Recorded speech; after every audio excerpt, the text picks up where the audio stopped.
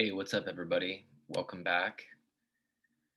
Hope that you had a lovely weekend, that you got some rest, and that you feel restored and ready to get back into it.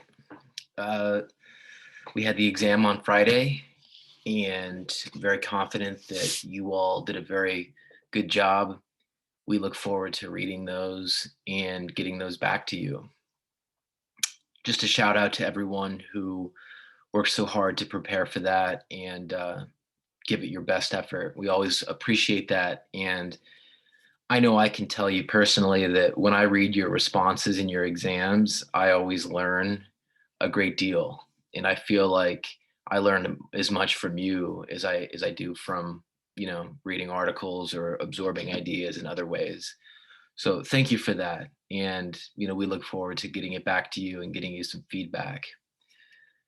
We so far in the course have been discussing, well, the vote and the choice to vote and the choice to vote a certain way. And we focused on the individual. We focused on voting behavior, and we've conceptualized voting behavior in terms of a mechanism of accountability, a way to punish politicians, a way to reward them, hold them accountable for what they've done in office, or give them a shot if we think that they'll make us better off. We've talked about economic and partisan vote models. We've talked about the role of race and ethnicity. We've talked about the role of secrecy in public versus private voting. We talked about a range of different factors that might shape the choice to vote and how to vote a certain way. That was our first outcome in the class, voting behavior. This week, we turn our attention to this next outcome in the class, and that is voter turnout. And whereas with voting behavior, we focused on accountability, with turnout, we focus more on patterns and how nations do and don't turn out and why they do and don't turn out. And we focus also on how and why turnout matters and how it affects politics. So, what we're going to do today is begin to introduce this topic in the question of voter turnout. And we'll focus in particular on advanced democracies.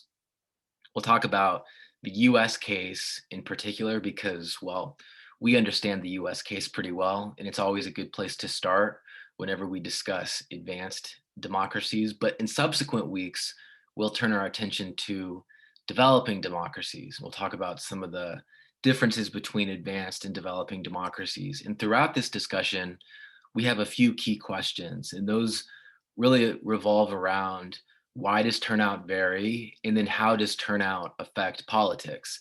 In both of these questions require us to, of course, compare countries and compare experiences and examine patterns that emerge across space and across time. So there's going to be an important role for comparison, as always. I have to change rooms because my neighbor downstairs is snoring.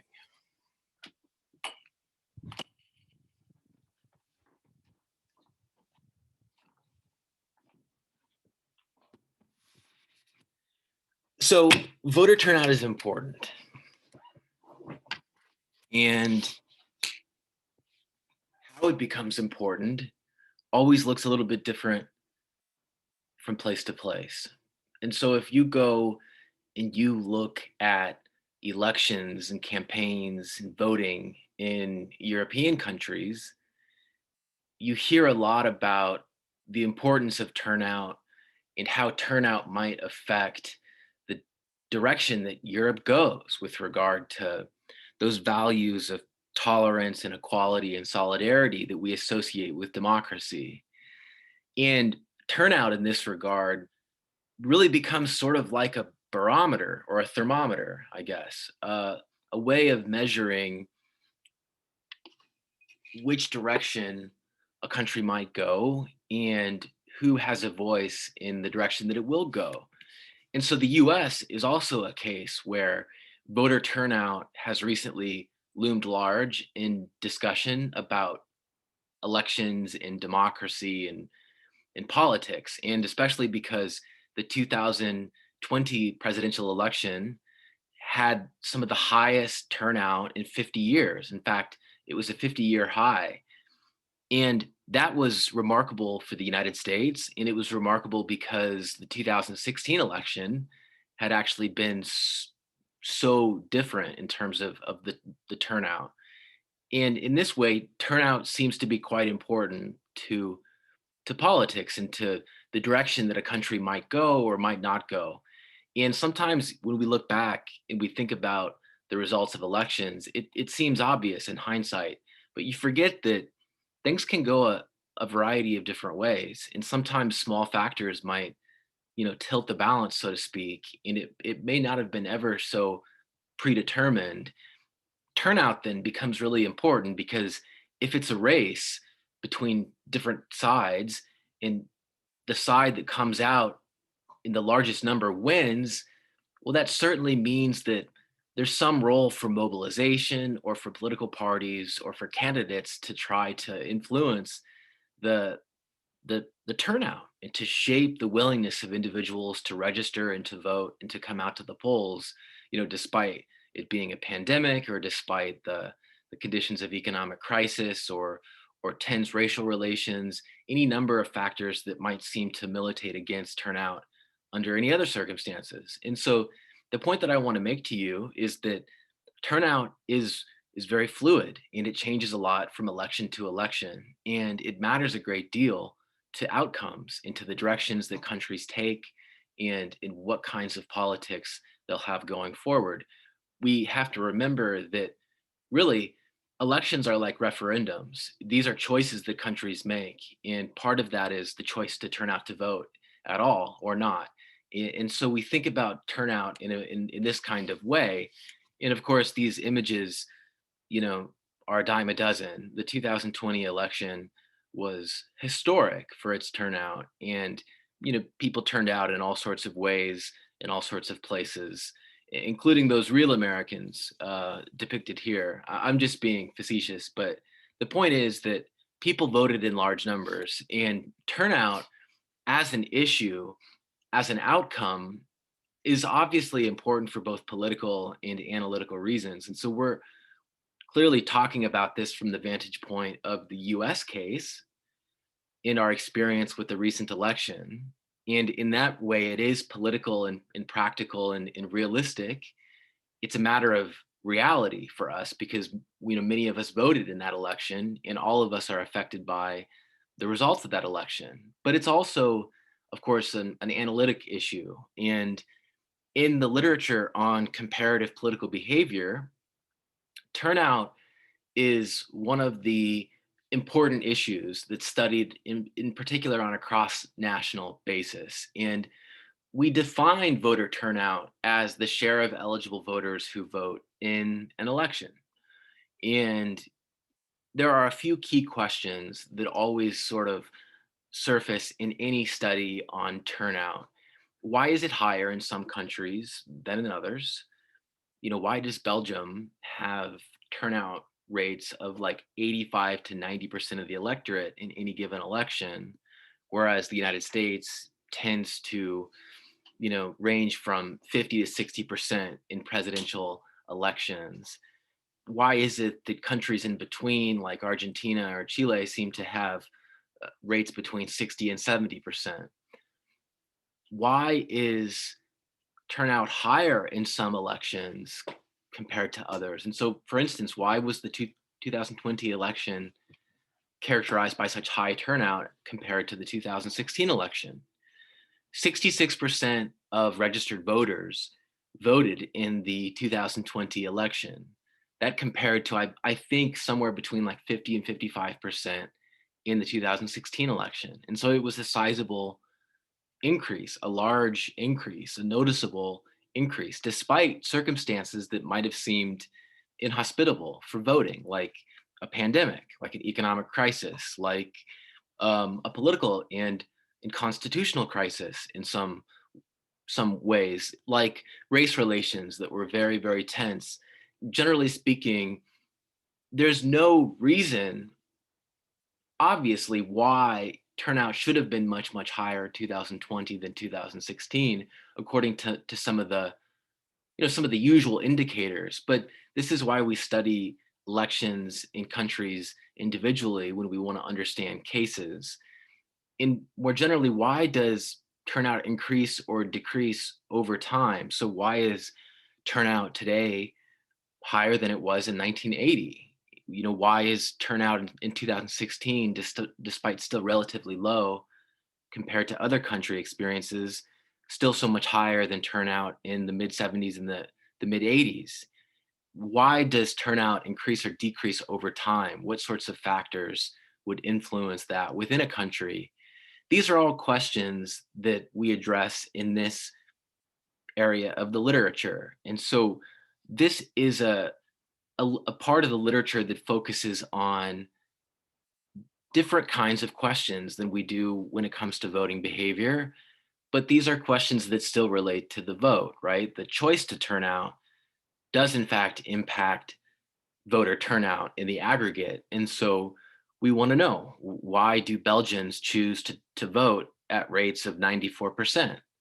When Americans may choose to vote at rates of 55 to 65%. These are the kinds of questions that we would ask in this literature. And you might ask those questions too if you're interested in this sort of issue. So Landra suggests that one thing is election day is not a holiday. People have to go to work. Some countries make it a holiday. Right now, with people losing their jobs, it maybe had something to do with that. Certainly, a huge number of people are still unemployed, in long-term unemployed, and either searching for work or working in jobs that don't permit them to take off the day and go vote. It's not a holiday as it is in other countries. We also don't have compulsory voting, which is the law in many countries as well, required voting, that is to say. So there are a number of institutional features that you could imagine might dissuade or encourage people to vote. And so we'll take a look at some of those this week. And undoubtedly, many of you have already come across these in the reading that we've done for this week by Jackman. That's one of the most canonical and notorious articles in this literature, and it's one that we have to read if we're studying these questions. So regarding the 2020 election, I think that it's useful for us to just sort of look at it in numbers and look at it on a state-by-state basis and just sort of try to absorb just how sizable some of those increases in turnout were. And so what we have here is turnout in 2016 and 2020 depicted by showing the increase from 2016 to 2020 in terms of a positive coefficient. And what you notice is that every single state in the union registered a pretty substantial increase in turnout. The lowest increases hover around 2.5%. The highest increases hover around 11 or 12%. This is a clear pattern. 15% in Hawaii. That's a remarkable increase in voter turnout. And you notice that there's also a mail-in and non-mail-in component here that's measured as well. And we can also even see the percent of voting eligible adults who turned out in each state. And you notice that there is significant variation from state to state.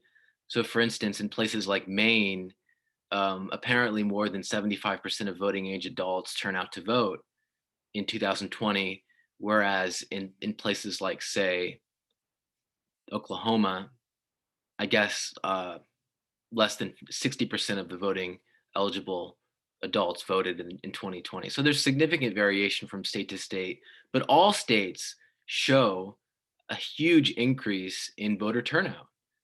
And that's remarkable. That's remarkable. Again, especially considering that it was an economic crisis and both politics and race relations were really sort of on the mend, so to speak.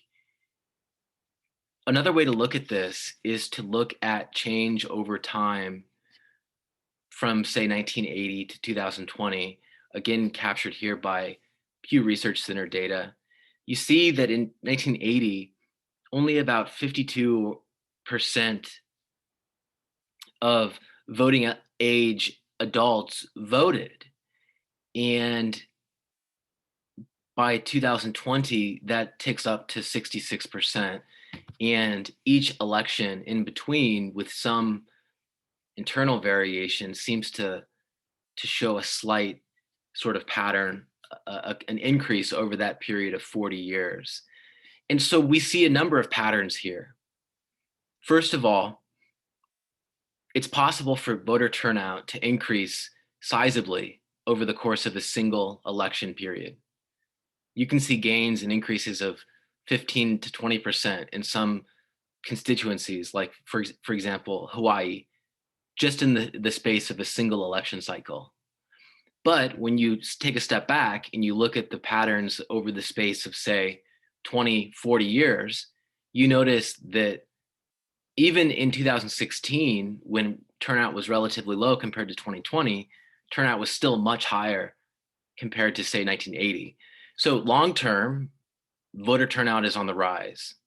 More and more people, or at least more and more, a larger and larger share of voting age adults are voting over time. And on a state by state basis and over the space of a single election cycle, you also see significant increases. So that suggests that there's something systematic taking place over the long term to contribute to these increases.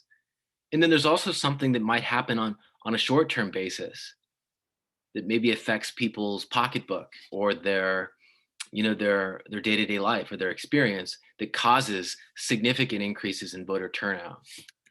And the United States case is clearly an example of some of these sizable changes over the long term and over the short term, over the space of a single election. So we can use this as a case, as a sort of example to try to explore what exactly is going on here to account for this long-term trajectory, this increase in turnout, and then short term, these sizable increases over the space of a single election cycle. Let's watch some video footage to get more of a sense of this in terms of the numbers.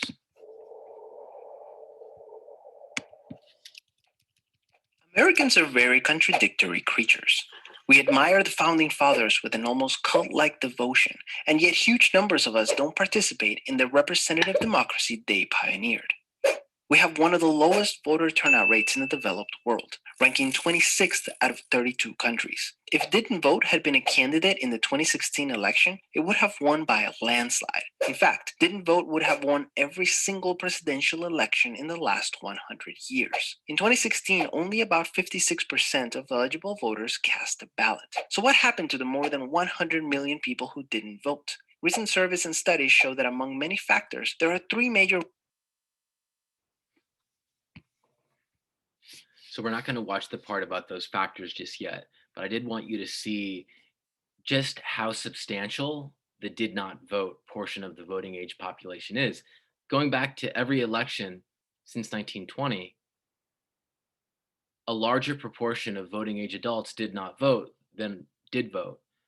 That's incredible because it means that elections could have not just been won by mobilizing those who did not vote, but they could have gone any number of directions. And in huge, huge masses of voting age adults just simply did not participate, suggesting that the possibilities could have been endless with regard to how things could have gone had some of those people been brought into the process and enfranchised, so to speak. And if you take a look at data on the country level, comparing, say, the percent of the voting age population and the percent of registered voters, the blue shows what percent actually voted, and the yellow shows the percent of all potential voters or potential adults who are registered. And so we're seeing then the gap between registered voters and actual voters. And what you notice is that, excuse me, I can't speak today. The United States is very, very low compared to most other countries. And Belgium, for instance, is at about 87 or 88% of voting age adults turning out to vote, only a few percent more of them are actually registered to vote. You take a look at, say, Finland or Norway. Norway is still 67 or 68% voting, about 74 or 75% registered. You go down to Ireland and you find numbers similar to those in the United States. You go down to Chile and you find numbers even lower, which actually surprises me. I think I said a moment ago that Chile had higher turnout. It does not. Although I believe that in the most recent Constituent Assembly election, they did have significantly higher turnout. I think that's what I was referring to, but I am corrected at least with regard to this data. But what you can see, everyone, is that there's significant variation, right? Some countries come in with relatively high turnout. Other countries come in with much lower turnout. And it raises questions about why the turnout varies so considerably. We've already discussed the possibility that the absence of election day as a holiday and other institutional rules that might create a more hospitable environment for voting, how they might explain low turnout in the US. And those of you who did the Jackman reading will remember that there is an important role for institutional factors and for the rules in the norms and the arrangements set up around voting in how they affect turnout by encouraging or discouraging people from going to the polls. And so one of those institutions would, of course, relate to voter registration and how voters are registered and how difficult or how easy it is for voters or potential voters to become registered. And so this is a Vox video that I want to show you. Full disclosure, they seem to be promoting the idea of automatic voter registration, but I think the video is most useful because they put US voter turnout in a comparative context, and they highlight the disparity between the US numbers in, say, those of the Scandinavian countries. And they also discussed the fact that the US does not have automatic voter registration, whereas many of those other countries do. And so this is on theme, although we aren't yet addressing some of the causes and some of the factors that explain voter turnout. We will do more of that on Wednesday and Friday. For now, I'd like us to focus on the comparative context and how the US case differs from similar industrialized democracies in terms of turnout. We'll use this as sort of an example that we'll explore in more detail in the coming days. Here's a stat I can't stop thinking about. In Sweden, more than 82% of people over 18 turn out to vote in elections. 82.6%. In the US, just over half the voting age population shows up to the polls. We're getting our asses kicked by Denmark, South Korea, the Netherlands, and a whole host of other developed democracies. If we resort this chart to show what percent of registered voters actually voted, we're near the top of the list. The US has a huge gap between the share of people who can vote and the share of people who actually do. But it turns out a lot of these countries are doing something really simple that can make that gap disappear.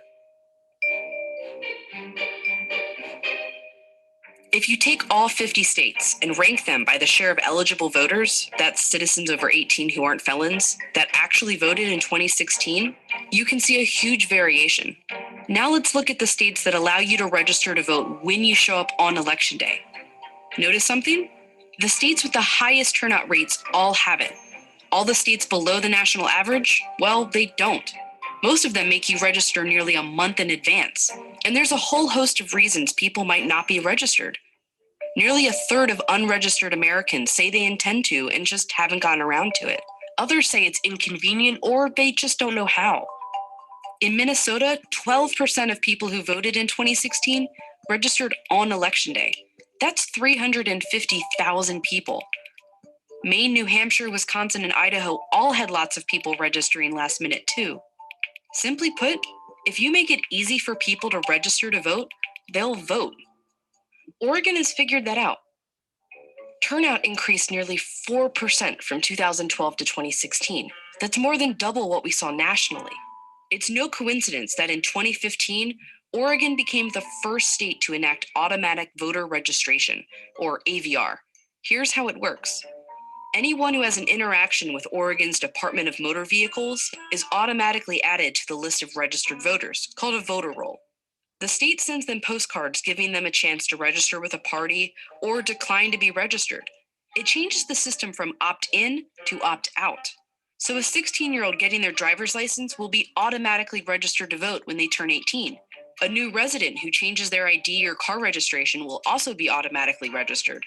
In total, 272,000 people were registered this way, and more than a third of them actually voted in 2016. Of those voters, 37% of them were under 30. Compare that to the voters who were registered through the traditional fill out the vote form method, and only 13% were under 30. AVR got more young people to come out on election day. 13 states and Washington, D.C. have already passed AVR legislation, and will have it running by the 2020 election. It'll have massive effects in California alone, where there are nearly 7 million eligible people not registered to vote yet. Let's go back to that chart with all the other countries. These are the ones that have automatic voter registration. If the US implemented it nationally, we could literally move up in the world. Plus, it'll make our voting system more secure and more accurate. Now, when you move, you have to re-register to vote. That creates duplicate registrations and makes it harder for voter rolls to be kept updated. With AVR, your registration moves with you, no duplicates. It'll also be cheaper. Everything will be electronic, and there will be millions of less registrations to process. But most importantly, it could automatically register nearly 50 million Americans, who would then get a chance to help decide how the country should be run.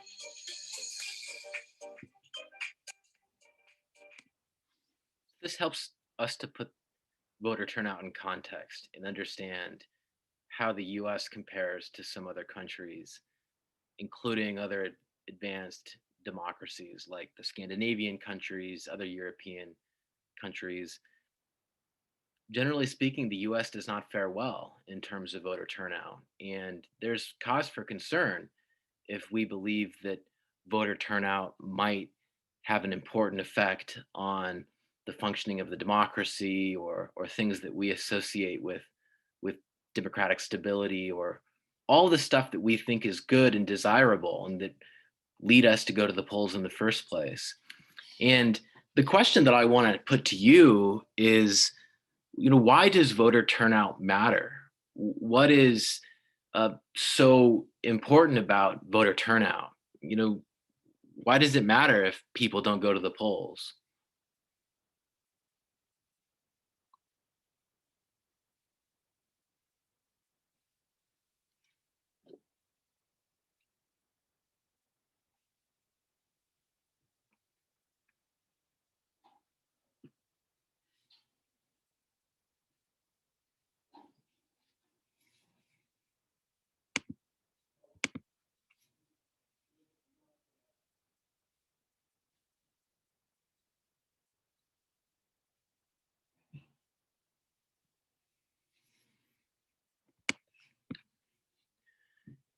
Ernie says voters can change outcomes. Can I say?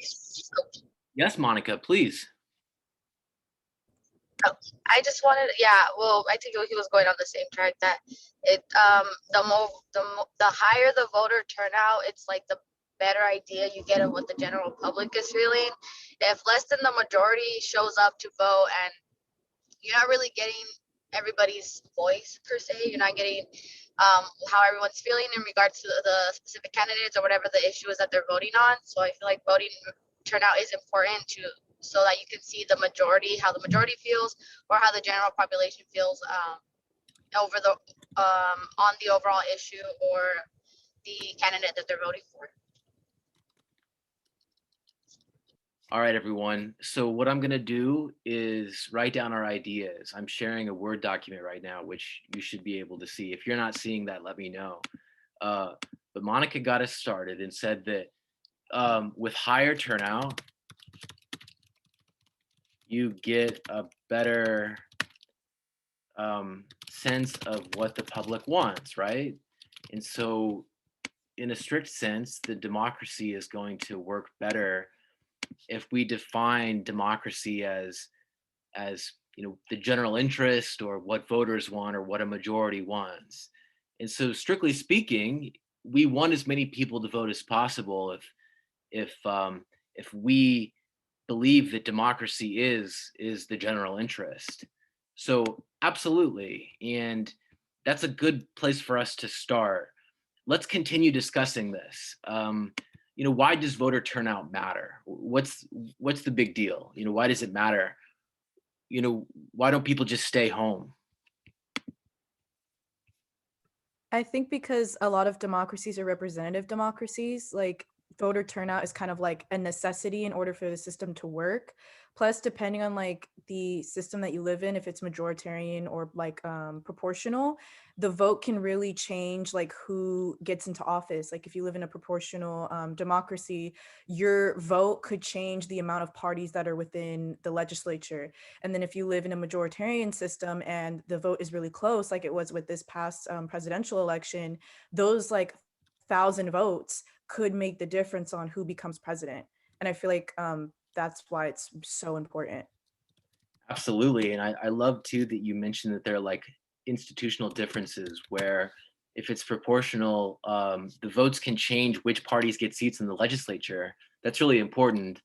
And if it's a majoritarian system where it's a first past the post, winner take all system like we have in the US, the votes can 100 votes, as you put it, can, or really one vote, let's be honest, one vote can change everything. And so it becomes really, really important to simply mobilize as many voters as you possibly can. And look at the outcome of the election in Georgia. Those runoffs were so contested precisely because the efforts of Stacey Abrams and others to mobilize voters in Georgia, with the understanding that those races would be so highly contested, precisely because of our first past the post, winner take all setup that Hope just mentioned. And so one vote can change everything, and votes can change which parties get seats in the legislature if it's a proportional representation system where seats are assigned according to the proportion of the vote that parties win in multi-member districts if the system is majoritarian. I have a quick question. Yes, Hope. How much would you think that the majoritarian system affects voter turnout? Because like I do understand the like perspective that if you vote, especially if it's a third party vote or if your party loses, those votes that you like, the other half of those votes kind of go to waste. Like, do you think that has a big effect on how like majoritarian systems have voter turnout? Absolutely, because I'm sure that a lot of you can think of an example of a time when you liked a third party candidate and you frankly wanted them to be in office, but you did not vote for them because you knew that they stood no chance of winning. And so you would be better off, throwing your weight behind one of the candidates who was likely to be viable, one of the two who was likely to be viable, and then try to help decide that election. I'm sure that many of you can think of an example. Maybe some of you have voted your conscience and put down, Green Party or Socialist Party or whatever. But I'm sure a lot of you can understand that that that sense that your vote will be wasted if you vote for a party that doesn't stand to be viable. And for the same reason, a lot of people don't vote in elections in the United States because they feel like their vote will be wasted if they truly vote for who they want and they don't feel any attachment to any of the other parties. And so they just don't vote, they just don't participate. And so I think that it absolutely is probably true that majoritarian institutions might depress the vote compared to proportional ones, since proportional ones by design are not winner take all. They essentially use every vote, so to speak. But by design, a majoritarian system does not.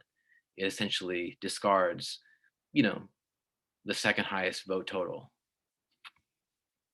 In addition to changing the seats in the legislature, it also changes the action of the elected representative themselves. Because if certain constituencies turn out at larger rates, there's more incentive for that representative to focus on the constituencies that do turn out and vote for him over the other ones.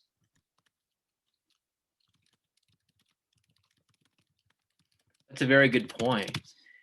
Let's be honest. Old people have a lot of influence in the United States. The AARP has a lot of influence. Why? Because old people and retired people vote in large numbers. They tend to vote as a block, and they have a lot of the same interests. So they're represented by the AARP. They tend to vote in a similar way. It's no coincidence that senior citizens and AARP have benefited tremendously from the expansion of of Medicare and pharmaceutical benefits that were established in the 2000s when other parts of the welfare state were being downsized. Spending on programs that directly benefited seniors was increasing. This is an example of how certain constituencies who do turn out in larger numbers, they do have more influence over representatives.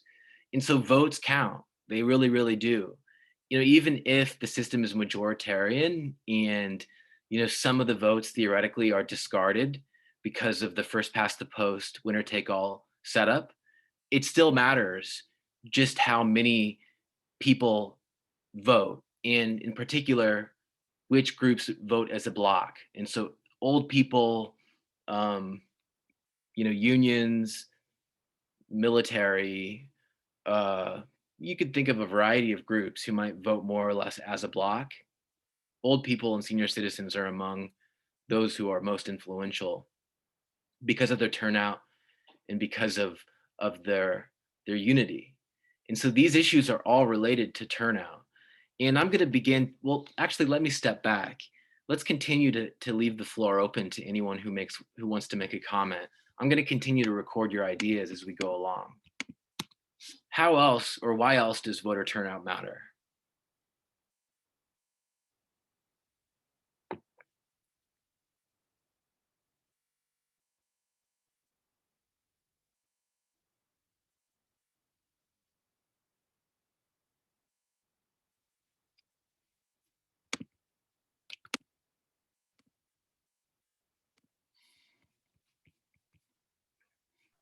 I was kind of thinking that when you go to vote, you're not just voting for candidates, but you're also voting for policies. So like in the last election for California, you had different propositions. And so I was thinking that low voter turnout could also like persuade that to, which policies goes into effect, and in general, like, which communities might be affected by those. And then what that leads to representatives seeing, in Congress or, in the California state legislature. Yeah, so, there are a lot of issues at stake, right? And because we have a system of democracy that involves the delegation of authority to make decisions that affect everyone to public officials, voting is always going to be an endorsement or a rejection of the policy agendas that they propose, right? You're basically signaling your tacit approval or rejection of that policy agenda. And so, one of the issues that was sort of implicit in the vote for or against Joe Biden was questions about resuming or discontinuing the construction of oil pipelines that connect the tar sands of Canada to like the southern United States. And I'm from Nebraska, and we own farmland, and so the issue of the construction of pipelines and the potential environmental consequences, these are issues that we think about and we thought about a lot. The Biden administration discontinued the construction of those pipelines that previously under Trump had been greenlighted. In this way, voting for Biden was always sort of understood as an endorsement or a rejection of that implicit policy position, because this was always inherent in his campaign and in his agenda. And so on a national level, on a state level, these issues have an impact on what actually gets done. How we vote affects what gets done. Elections have consequences, as they say. And so even though, that is a specific issue, that was something that President Biden essentially received a mandate to pursue, the discontinuation of the construction of those pipelines, just to give you an example. Ishan says, well, Ernie says voters can change the outcomes of elections. Ishan says it means that the people who are elected don't necessarily represent those who are in their constituencies. Alondra says more voters, better representation in politics. Santiago says, well, like the video said, the last presidential elections for the past 100 years would have been different if voter turnout would have been higher. Celine says, I believe that if we had not had the voter turnout we had this year, we would have had a different president in the White House. See, Celine's getting to a point that I want to pick up here in a moment that is really, really important. This sort of like practical political consequences of variation in voter turnout. Who benefits from low voter turnout? Who benefits from high voter turnout? This is a key question, right? This is a question about the politics of voter turnout. And it helps us to begin to understand why certain political parties in particular try so desperately to suppress the vote. Because voter turnout affects different parties differently in Europe and in the United States and in Latin America. And so Celine is getting at something here that's really, really, really important, and that I want us to pick up on in a moment after I finish reading some of these comments. Orlando says parties use the masses and communities to push an agenda. Though forming a mutual compromise will do their best to help them, and in return, the community help them get into office. Regina says, with a lack of voter turnout, those that are elected may not have or understand what the issues are affecting their regions. Brittany says, it's also important because it indicates a trust between government and the people. Yeah, so one reason that people don't vote is because they're dissatisfied with the system and they've lost faith in the system. And it becomes sort of like a boycott, so to speak, like you're sort of opting out. This choice to opt out usually signals dissatisfaction with the system. Alondra says, more validation that the outcome fits the public's opinion.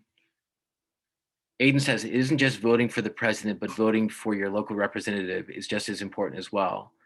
You want someone who is going to listen to the people of your town. Of course, Aiden, but oftentimes it's true that local elections have much lower rates of voter turnout. Usually presidential elections have higher rates. Midterm legislative elections usually have lower rates of turnout compared to presidential races. It is true, though, that these issues are equally important. Zuriel, do you want to make a comment?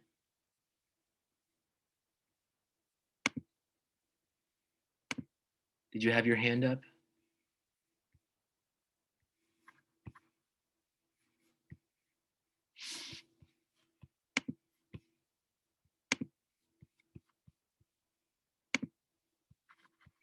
Zuriel, did you have your hand up?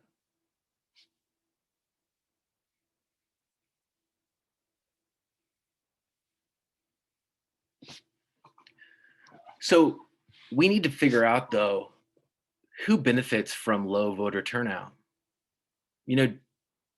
Shouldn't everyone want voter turnout to be higher?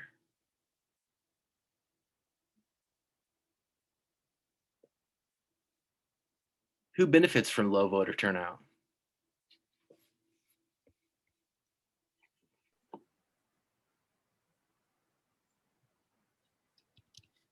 I mean, it might depend on the region. Like if that region has like a high percentage of Democrat voters, a low voter turnout of maybe like voters who registered as Republican might turn out in their favor or so forth.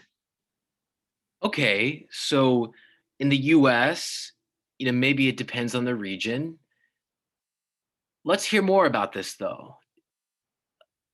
Who benefits from low voter turnout? Sort of in the abstract, or maybe in the case of the US, or in the case of European countries like Italy, Hungary.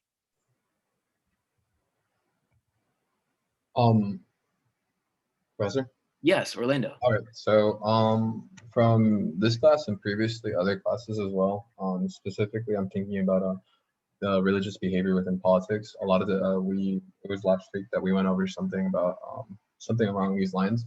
And in American history, I'd say, or within also current times, it's the GOP who would benefit from lower voting turnout from people or communities who typically do not vote or have, well, I guess what you would say, this the turnout that we see. And also, I'm only gonna make like I guess an idea here from what we've had in previous classes or courses with you as well. Typically, it tends to be the elites or happen to be people who are economic, or the class who happens to be really, really well off, I'd say, not necessarily the labor workers or the common people that are typically not allowed to vote. And if they are, they're manipulated in a way where their votes benefit those who are either in a money-making position. And in this case, I think it's safe to say that we can see that kind of reflectively within our own government nowadays.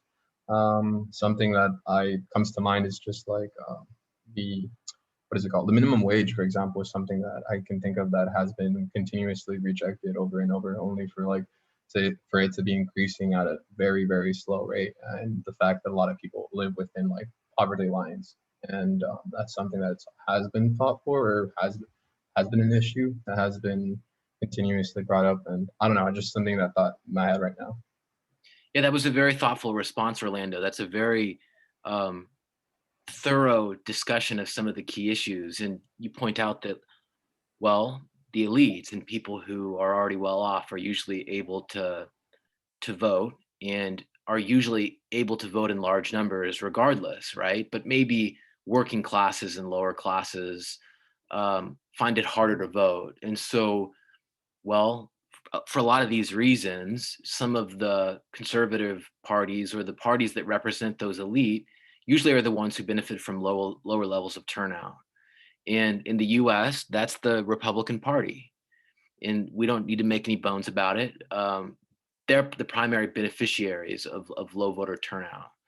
For the same reason, high voter turnout historically has benefited the Democratic Party, because their constituency or their base is disproportionately working class and often minority and inner city, precisely those groups who aren't typically able to vote as easily as the elites, or those who can self-provide, who are usually represented by the Republican Party.